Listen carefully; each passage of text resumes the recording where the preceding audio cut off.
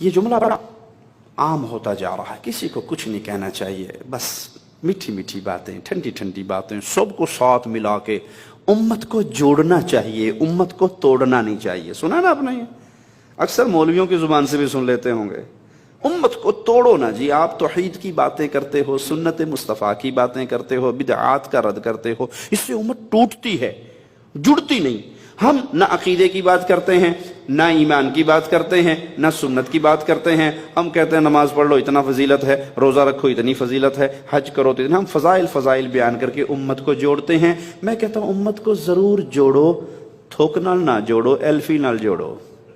جب تک امت کا عقیدہ ٹھیک نہیں ہوگا، امت میں سے شرک کا ناسور نہیں نکلے گا، امت میں سے بدعت کا ناسور نہیں نکلے گا، اس وقت تک امت ایلفی سے نہیں جڑے گی، یہ تھوک سے جڑے گی جس جڑنے کا فائدہ نہ ہوگا۔ تو قرآن خبر دے رہا ہے، یہ ٹیڑھی، یہ ترچھی، یہ الٹی راہیں تمہیں اصل دین الہی سے، اصل صراط مستقیم سے، اصل سنت مصطفیٰ سے گمراہ کر دیں گی۔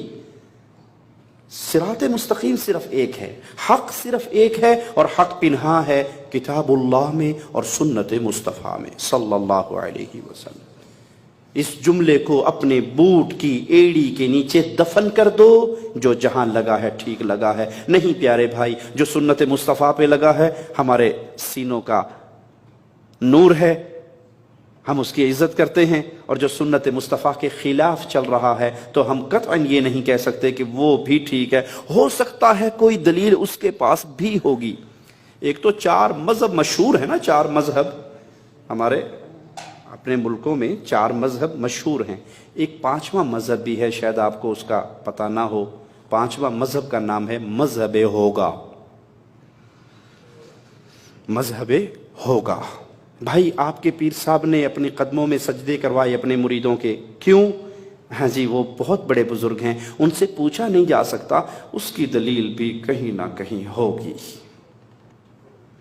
بھائی آپ کے قادری صاحب کی ہم نے ایک ویڈیو دیکھی، اس نے مردے کو قبر میں اتارنے سے پہلے، بلکہ جنازہ پڑھنے سے پہلے، اس کا کفن کھول کے ہاتھ نکال کے اس مردے کی بھی بیعت لی ہے، اور یہ کہا ہے کہ بغیر بیعت کے اگر میں نے اس کو دفن کر دیا تو پھر ہو سکتا ہے یہ جنت میں نہ جا سکے، کیونکہ میرے سلسلے میں یہ داخل نہیں ہوا تھا۔ تو ہم اس کا کفن کھولیں گے، مردے کا ہاتھ باہر نکالیں گے، اس کو اپنا مرید بنائیں گے، سلسلہ قادریہ میں داخل کریں گے، پھر یہ قبر میں اترے گا، اس کے 14 طبق روشن ہو جائیں گے۔ اے تھلو پیا پیا دیکھے گا، میں اللہ کی قسم کھا کے اس کے لفظ نقل کر رہا ہوں، یہ نیچے پڑا پڑا دیکھے گا میری قبر پہ چیڑی آگے بیٹھی ہے، یہ چیڑا، اس کو نیچے سے نر اور مادے کا بھی پتہ لگ جائے گا۔ اور اس مجرم نے واقعی کفن کھولا، ہاتھ نکالا، اور اس کے ہاتھ پہ اپنا ہاتھ رکھ کے بیعت لی۔ اب پوچھا جائے کہ آپ کے حضرت قادری صاحب نے یہ کام کیا ہے، یہ کہاں ہے؟ او جی، آپ گستاخ لوگ ہیں جو پوچھتے ہیں علماء سے، کہیں نہ کہیں تو ہوگا، کہیں نہ کہیں تو ہوگا۔ بھائی کس کھو میں ہوگا اس کا نام تو بتا دو، کس کتاب میں ہوگا؟ بیڑا غر کے دارین میں ہوگا، بٹاک العلوم میں ہوگا، کس میں ہوگا؟ نام تو بتاؤ۔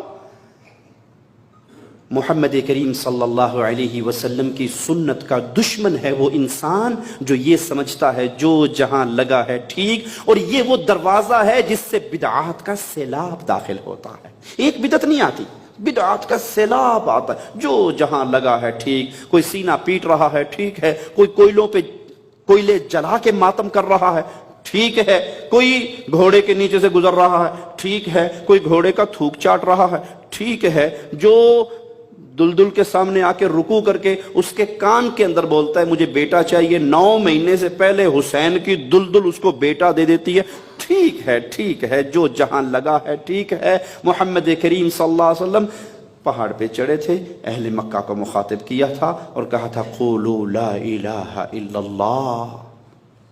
ایک جملہ، سب غلط ہیں، ایک جملہ سچا ہے۔ کفار مکہ نے آ کے ابو طالب کے سامنے شکایت ہی یہ کی تھی، تیرے بھتیجے نے گھر گھر میں لڑائی ڈلوا دی۔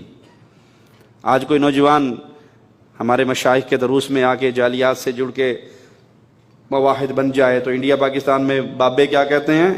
اے منڈا وابی ہو گیا، ساڑھے گھر تھے روڑا ہی پہ گیا، لڑائی پڑ گئی ہمارے گھر۔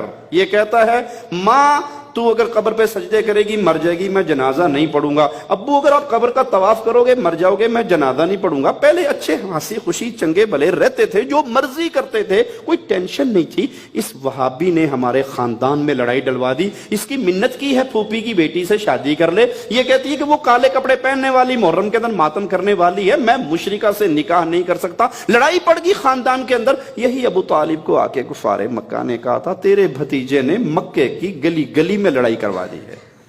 باپ کہتا ہے بیٹا تیری تلوار کے نیچے 3 مرتبہ آیا، تو نے بیٹا باپ سمجھ کے تلوار نہ چلائی، لیکن سن اگر تو میری تلوار کے نیچے 1 مرتبہ بھی آ جاتا تو بیٹا نہ سمجھتا، محمد کا دشمن سمجھ کے کاٹ ڈالتا۔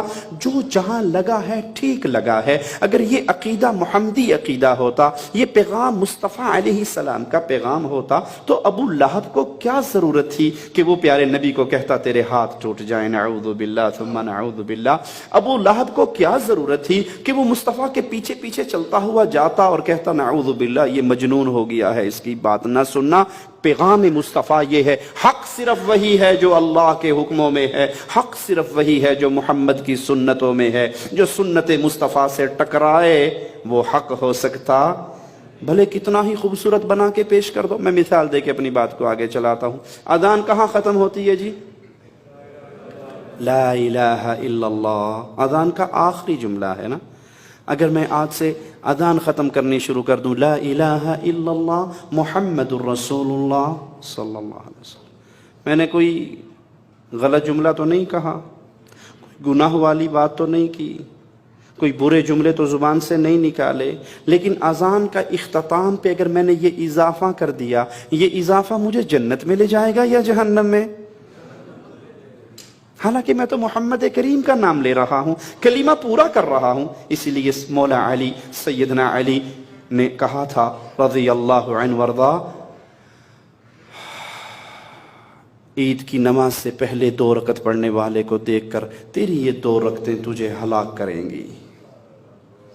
اس نے تڑپ کے کہا تھا علی رضی اللہ عنہ وارضا، زبان حال سے اس کے جذبات کی ترجمانی کر دیں، ہاتھ ہوڑا رکھو، انہا سخت فتوہ نہ لاؤ، میری 2 رکعتیں مجھے ہلاک کریں گی؟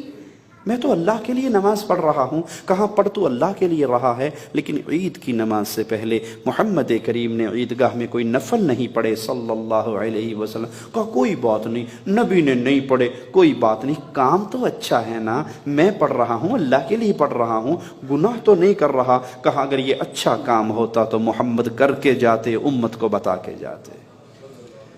قرآن دعوت دے رہا ہے آ جاؤ سنت مصطفیٰ پہ بدعات کو چھوڑ کر سیدھے راستے پہ آ جاؤ، ٹیڑھے راستے پہ نہ چلنا۔ ذالکم وصاکم بہ لعلکم تتقون، یہ اللہ تم کو تاکیداً حکم دے رہا ہے تاکہ تم متقی رہو۔